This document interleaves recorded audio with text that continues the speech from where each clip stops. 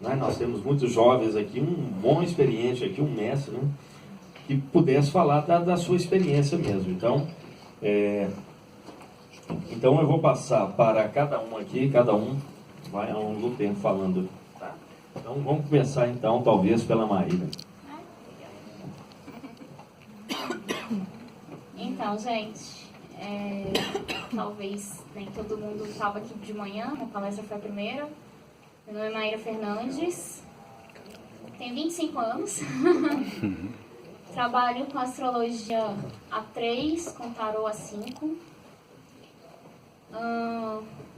Rapidamente, né, contando da minha trajetória, eu comecei com tarô, lendo livro, jogando pra mim, jogando de uma forma muito imatura ainda, depois fazendo aula, olhando com outras pessoas, e a astrologia foi a mesma coisa. Eu comecei pela moderna, eu fui me aprofundando pela história da astrologia, fui gostando dessa parte, né, do helenismo, da parte da antiguidade, trocando muita experiência, figurinha e estudo cunhado, né, nós somos amigos há algum tempo. E aí, comecei os atendimentos. Então, o que eu acho assim, de mais legal para compartilhar com vocês sobre a questão, né, da prática astrológica? Eu sempre achei muito bonito no Vétius Valens, né, que é esse astrólogo do século II depois de Cristo, Vétius Valens de Antioca, que chama. Ele morou perto da Pérsia por muito tempo, depois um tempo no Egito. Ele falava que a astrologia, ela era um conhecimento iniciático. Então, o que é isso, né? Requer prática, e aí a prática não é só estudar, não é só atender, mas uma prática de virtude. A gente trabalhou isso mais cedo, né? Então, repensar o seu local no mundo, repensar como que você se coloca, né? É um contato, tem um outro astrólogo da Pérsia que chama Fímicos Maternos, muito bonito, século V depois de Cristo, ele falava que o contato com a astrologia é sempre um contato divinizante, um contato com algo que nos abraça, né? E a primeira frustração que eu tive ao transitar entre a moderna e a tradicional é como eu vou passar as minhas previsões, que com prática, com estudo, aplicando, elas são certeiras, é questão de meses, é questão dependendo da técnica de dias, né? Tem astrologia horária, tem astrologia natal, enfim. A gente consegue prever uma faixa de tempo dos ciclos boa. Como que eu vou, às vezes, transmitir essas previsões para a pessoa, né, para o consulente, de uma forma que eu abra mais caminhos do que feche? Porque eu ficava muito frustrada no início, tipo assim, tá, compreendi então a ideia de um destino, de tudo que me abraça. Eu vou então contar, né, às vezes notícias muito difíceis para a pessoa, ela vai olhar para mim, e aí eu vou olhar para ela, e aí, né, senta e chora, né, e aí? E eu acho que toda profissão tem uma questão ética muito importante. Então eu fui me recolocando nessa questão ética, né? Como passar as informações, pensar os ciclos, pensando na astrologia tradicional como uma astrologia preditiva, de eventos, né, de narrativas, não diz respeito só à personalidade, ao temperamento, ao humor da pessoa, nem sempre diz respeito só da vontade da pessoa, mas muito o que abraça a vida dessa pessoa.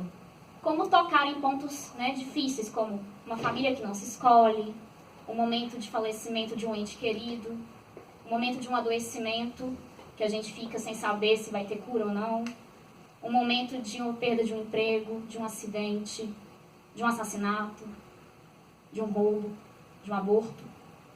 São temas extremamente delicados. Qual é a forma de eu passar isso? Com responsabilidade, né? Com ética. E aí me recordo dessa questão da prática iniciática. Por que saber o futuro, né? De uma forma só para nos acorrentar ao fatalismo, né? Uma tragédia edipiana, né? Que mais cega do que abre os olhos, né? Nossa, então eu estou fadado a isso, acabou minha vida. Eu odiaria ser portadora, né? De notícias que desesperassem a pessoa. Mas como não errar, né? Na minha prática preditiva, ser fiel a essa verdade que, aplicando a técnica, se delimita ali, se delineia, mostrar ali como que eu, né, pratico, estudo, e, da partir dali, né, passar de uma forma que a pessoa absorva aquilo e use de melhor possível para a vida dela. E aí entra essa questão de se recolocar na história do mundo. Então eu sempre falo que eu trabalho com a biografia da pessoa. Eu sempre faço muita questão de frisar que é a sua história de vida. Só você sabe melhor ainda sobre a sua própria história de vida, dos amores e dos sabores dela. Eu estou aqui recontando isso, através do mistério, da poesia, dos símbolos, desse contato com algo, com outra epistemologia que abarca o divino, né? O religioso, muitas vezes, enfim, o místico, né? Que vem de mistério, que vem do grego mien, fechar da boca e o abrir dos olhos, esse conhecimento iniciático que a gente absorve primeiro, começa a enxergar melhor as coisas. Como passar esse mistério, né? Para que a pessoa abrace aquilo e viva. Então, eu sempre falo isso, é a sua história. Voltar, né? Tipo assim, se tudo parece muito drástico, voltar. Calma, é a sua história. Eu tô aqui tentando te mostrar que é a sua história. Às vezes a gente se perde da nossa história. A gente se perde da onde a gente veio. A gente perde o fio da meada. Então, eu acho que todo mundo tem algum interesse, alguma motivação legítima ao procurar oráculo. Oráculo de Delfos, né? Que era um oráculo solar. É um oráculo que orientava, que atribuía luz para o mundo. Ele dizia, conheça a ti mesmo. A partir de se conhecer, você passa a cuidar de si. São duas virtudes dos estoicos. Conhecer a si mesmo e cuidar de si mesmo. Passo a reencontrar a minha história e passo a treinar, a habituar novamente para entrar de novo nos ciclos. É a sua história. Então, assim, né? Achar ali os caminhos de liberdade dentro dessas contingências que nos abraçam. E, por sorte, parece que tem sido mais favorável do que desfavorável. As pessoas têm recebido muito bem as mensagens. Mas você fala essas coisas, se fulano vai morrer? Se a pessoa quer saber, sim. Só se a pessoa quer saber, né? A previsão da astrologia tradicional... A astrologia tradicional, quando ela foi criada em outro período de mundo. Consultava-se naquela época um astrólogo para saber que se o meu filho... Tive um filho, quanto tempo de vida ele vai viver? Eram esses tipos de técnicas que surgiram e que formaram as técnicas astrológicas de hoje em dia. A gente bebe de uma astrologia muito diferente. E eu falei de manhã... Até que ponto isso vai ajudar alguém, né? Eu ia falar isso assim. Eu falei de manhã que é uma outra epistemologia, uma outra forma de abraçar o mundo. E eu não quero ser anacrônica. Eu não vou passar por cima de 2000 anos de história e jogar assim, ó... Você vai viver até 60 anos, pronto, tchau. É isso que eu tô falando, eu não faço isso.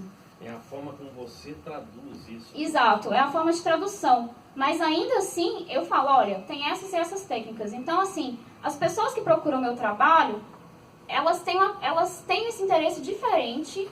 Elas não, geralmente eu falo como eu trabalho, e eu trabalho com astrologia preditiva. Ela pode ter total liberdade de não me consultar, mas é a forma que eu abordo a astrologia. Fala, olha... O jeito que eu li do mapa, na sua biografia, vai falar de você, mas fala de todas as outras contingências. E aí, você tá afim de saber?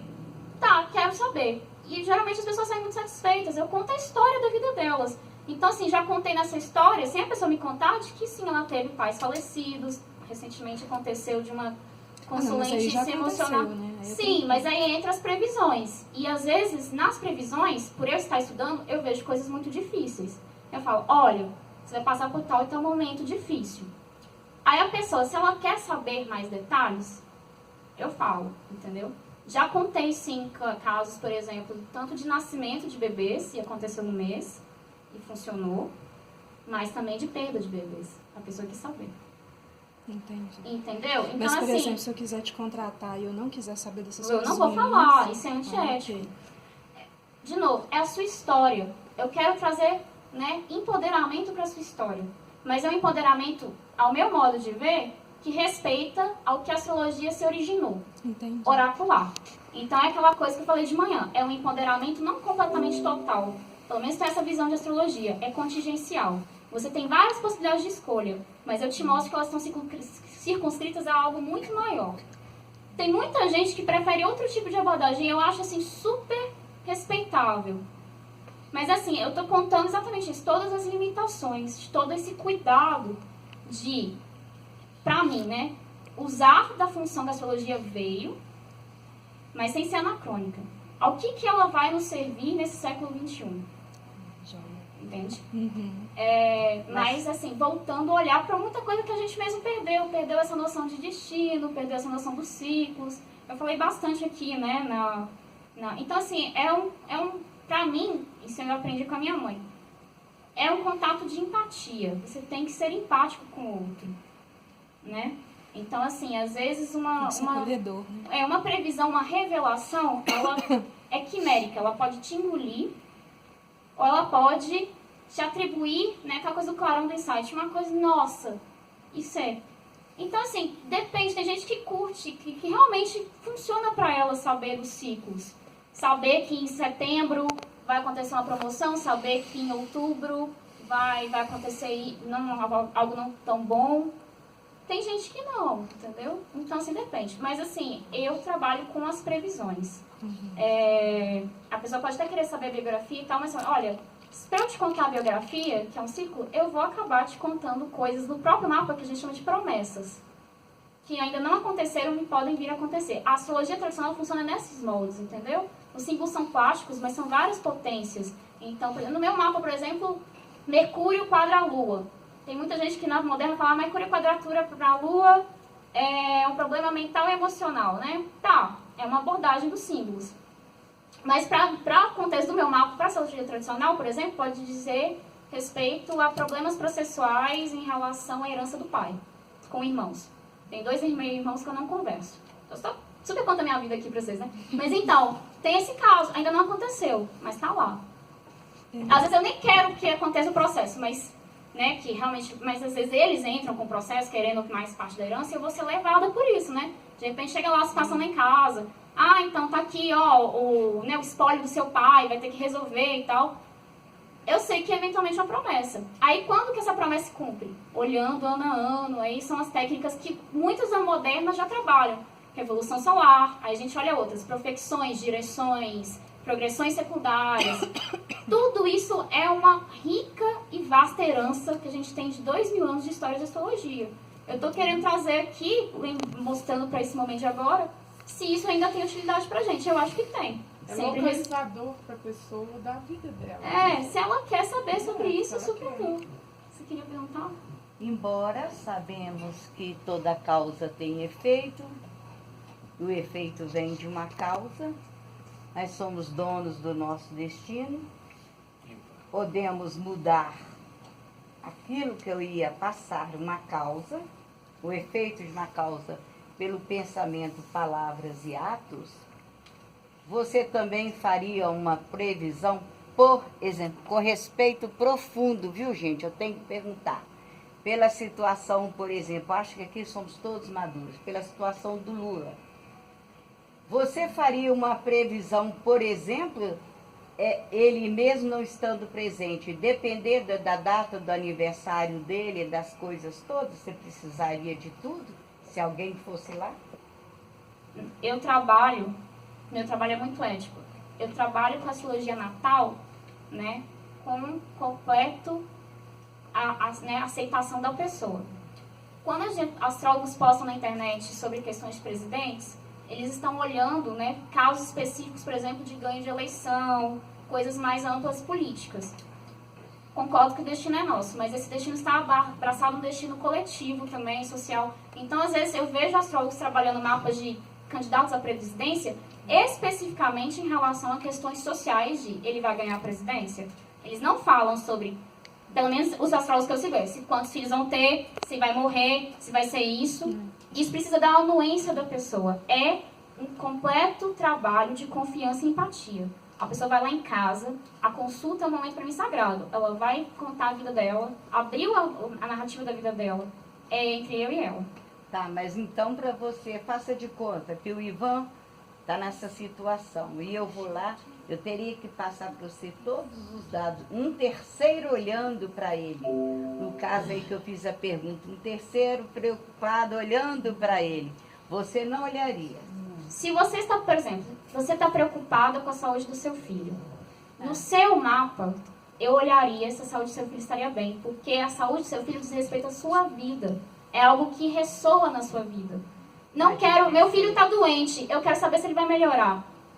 eu não vou saber mais detalhes sobre seu filho, onde que ele nasceu, quais os problemas eventuais e tal. Mas assim, diz respeito à sua vida, tipo assim, meu filho está doente, eu queria saber muito se ele vai ficar bem ou mal.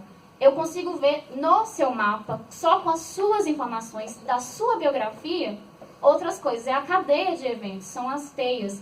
E aí eu te respondo, olha, seu filho vai ficar bem. Ou não, ele não vai ficar mal. Uma ligação parental, né? É, uma ligação parental. Com Ou então, eu vou conseguir namorar fulano, eu tô querendo, ele não precisa nem me falar o nome. Eu tô gostando de uma pessoa e tal. Eu vou conseguir namorar fulano, essa pessoa? Desrespeita a vida dela. Ela tá ali com o coração, né? Toda pergunta, toda consultoral, ela tem um coração ali. Eu vou, olha, vai ou não. Você me fez lembrar um casamento Hare Krishna que eu assisti pela televisão, acho que foi na Record, que eles falam sempre, ficam mostrando bolo e roupa. Aí minha filha estava assistindo, fiquei assistindo. Entre o Hare Krishna tem as pessoas que olham se vão ser felizes, se não vão, achei tão interessante. Bom, vamos administrar.